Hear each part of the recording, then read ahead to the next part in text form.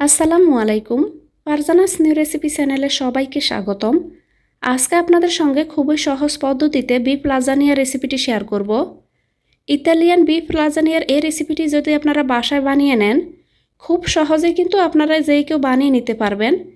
একেবারে সহজভাবে শেয়ার করার চেষ্টা করেছি। এভাবে যদি আপনারা বিফ লাজানিয়ার এই রেসিপিটি বানিয়ে নেন, তাহলে বাহির থেকে আর চড়া দামে কিনে খেতে হবে না। আশা করছি আজকের এই সহজ রেসিপিটি আপনাদের অনেক অনেক ভালো লাগবে। রেসিপিটি তৈরি করতে প্রথমে এখানে আমি মিট সসটা তৈরি করে নিব। চুলায় একটা কড়াই বসিয়ে তাতে দিয়ে দিলাম আমি 2 থেকে 3 টেবিল চামচের মতো রান্নার তেল। এরপর দিয়ে দিলাম এখানে পেঁয়াজ। তো পেঁয়াজটাকে এবার আমি এখানে কাঁচা ভাবটা যাওয়া পর্যন্ত এখানে ভেজে নিব। চুলার আঁচটা এখানে আমি মিডিয়ামে রেখেছি। এবার এখানে আমি দিয়ে দিলাম 500 গ্রামের মতো গরুর মাংসের কিমা। এবার এগুলোকে আমি পেঁয়াজের সঙ্গে মিশিয়ে নিচ্ছি। মাংসগুলোকে এখানে দেওয়ার সঙ্গে সঙ্গে মিশিয়ে নিতে হবে। তো খুব ভালোভাবে মাংসগুলো থেকে এখানে উপর থেকে কালারটা চেঞ্জ হওয়া পর্যন্ত আমি এগুলো মিশাতে থাকব। এবার এখানে আমি দিয়ে দিব স্বাদ মতো লবণ। দিয়ে দিচ্ছি এখানে আদা গুঁড়া। এখানে আপনারা আদা গুঁড়ার পরিবর্তে আদা পেস্টও নিতে পারেন। সাথে দিয়ে দিলাম এখানে রসুন গুঁড়া, ভাজা গোলমরিচের গুঁড়া, চিলি ফ্লেক্স আর রসুন কুচিটাও এখানে আপনারা চাইলে ব্যবহার করতে পারেন। সেই ক্ষেত্রে যখন আপনারা পেঁয়াজটাকে ভেজে নেবেন, তখন আপনারা সরাসরি আস্ত একটা রসুনকে কুচি করে এখানে ভেজে নিতে পারেন।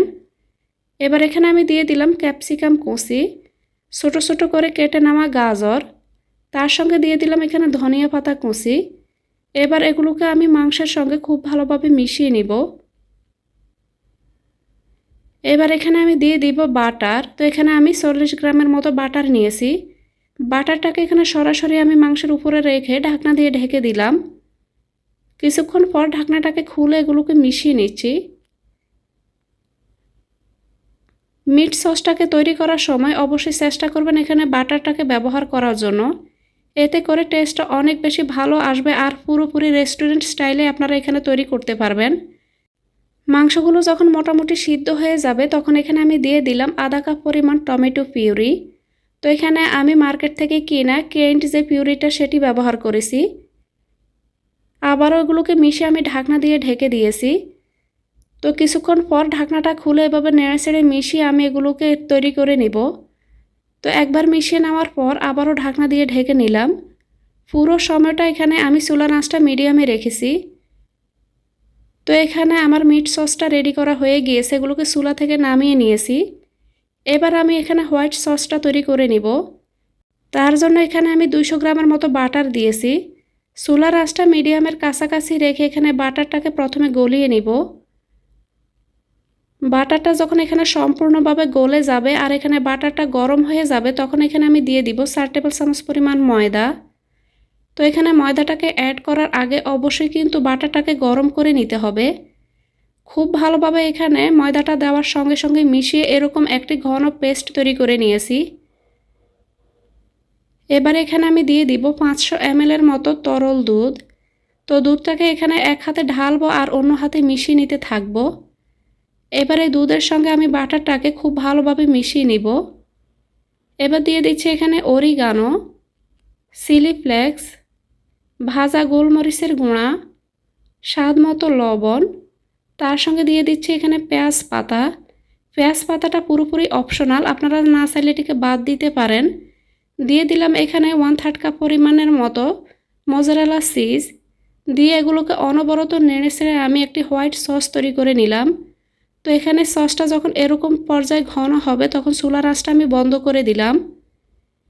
এবার আমি লাজানিয়ার এখানে লেয়ারগুলোকে দিয়ে দিব। তো এখানে আমি একটি সার্ভিং ডিশ নিয়েছি। এবার এখানে এর মধ্যে আমি যে মিট সসটা তৈরি করেছি সেখান থেকে আমি মিটগুলোকে এখানে কিছুটা নিয়ে এভাবে লেয়ার করে ছড়িয়ে দিব। তার উপরে এখানে আমি হোয়াইট সসটা দিয়ে দিচ্ছি। তো সসটাকে এভাবে আমি মিট সসের উপরে এভাবে ছড়িয়ে দিচ্ছি। এবার এখানে আমি নিয়ে নিলাম লাজানিয়ার শিটগুলোকে আপনারা চাইলে আলাদা বয়েল করে দিতে পারেন। তো এখানে আমি সরাসরি কাঁচাটাই ব্যবহার করছি। এতে করেও কিন্তু লাজানিয়ার শিটগুলো খুব ভালোভাবে সিদ্ধ হয়ে যাবে। উপর থেকে এখানে আমি আবারও মিট সসটা এখানে একটি লেয়ারে দিয়ে দিব। উপর থেকে আমি আবারও এখানে হোয়াইট সসটাকে ছড়িয়ে দিচ্ছি। আপনারা আপনাদের পছন্দ মতো এখানে কম বা বেশি করে লেয়ারগুলো তৈরি করতে পারেন। তো আবারও এখানে আমি লাজানিয়া শিটগুলোকে এভাবে দিয়ে দিলাম। লাজানিয়া তৈরি করা অনেকে অনেক কঠিন মনে করেন। লাজানিয়া তৈরি করা কিন্তু মোটেও কঠিন কোনো কাজ নয়। এভাবে খুব সহজে আপনারা লাজানিয়ার এই রেসিপিটি বাসাতেই তৈরি করে নিতে পারেন। এভাবে যদি লাজানিয়া আপনারা বাসাতেই তৈরি করেন তাহলে আপনারা চড়া দামে আর বাহির থেকে কিনে খেতে হবে না। একেবারে সহজ পদ্ধতিতে লাজানিয়ার এই রেসিপিটি আপনাদের সঙ্গে আমি শেয়ার করার চেষ্টা করেছি। তো এখানে আমি আবারও মিট সস আর হোয়াইট সসটা দিয়ে লাজানিয়ার শিটটা এখানে উপর থেকে দিয়ে দিলাম।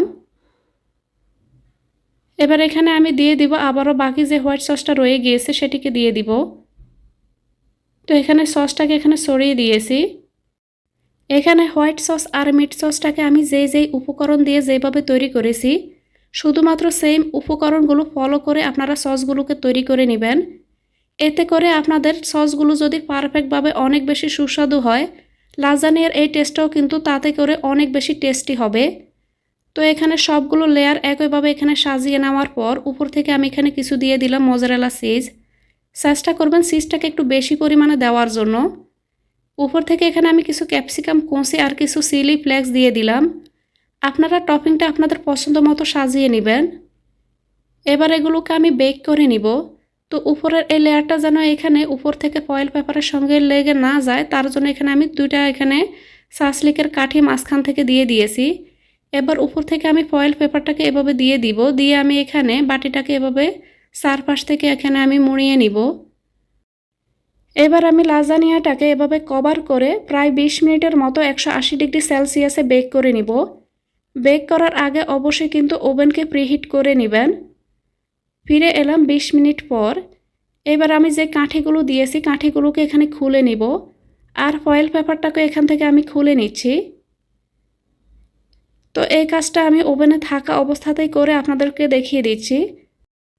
লাজানিয়ার উপর থেকে যেন খুব সুন্দর একটা কালার আসে তার জন্য এখানে আবারও এই লাজানিয়াটাকে আমি বেক করে নিব। তো এবার আমি সেমভাবে 180 ডিগ্রি সেলসিয়াসে 15 মিনিটের মতো এটিকে বেক করব। এতে করে দেখবেন এখানে চিজের উপরে খুব সুন্দর একটা কালার আসবে। তো ফিরে এলাম 15 মিনিট পর। ওভেন থেকে আমি এখানে লাজানিয়াটাকে এখানে বের করে নিয়েছি। গরম থাকা অবস্থাতে এবার আমি লাজানিয়াটিকে কেটে নিচ্ছি। তো এখানে প্রথমে 3 ভাগ করে প্রথমে আমি একটা সাইড থেকে এভাবে কেটে নিব। এবার মাঝখান থেকে আমি আরও একটা পিস করে নিব। মাশাআল্লাহ, দেখতে পাচ্ছেন কতটা পারফেক্ট হয়েছে। বিফ লাজানিয়ার এই রেসিপিটি বাসায় একবার হলো এভাবে ট্রাই করে দেখুন। একেবারে সহজ পদ্ধতিতে দেখানো লাজানিয়ার এই রেসিপিটি আপনাদের কাছে কেমন লেগেছে কমেন্ট করে জানাতে ভুলবেন না। রেসিপিটি ভালো লাগলে লাইক, কমেন্ট, শেয়ার আর চ্যানেলটি সাবস্ক্রাইব করে সঙ্গেই থাকবেন। আল্লাহর কাছে সবার সুস্থতা ও মঙ্গল কামনা করে আজকের মতো এখানেই বিদায় নিব। দেখা হবে ইনশাল্লাহ পরবর্তীতে এরকমই কোনো সহজ রেসিপির সাথে। আপনারা চাইলে আমার চ্যানেলটি ভিজিট করে দেখে নিতে পারেন। আশা করছি রেসিপিগুলো আপনাদের অনেক ভালো লাগবে।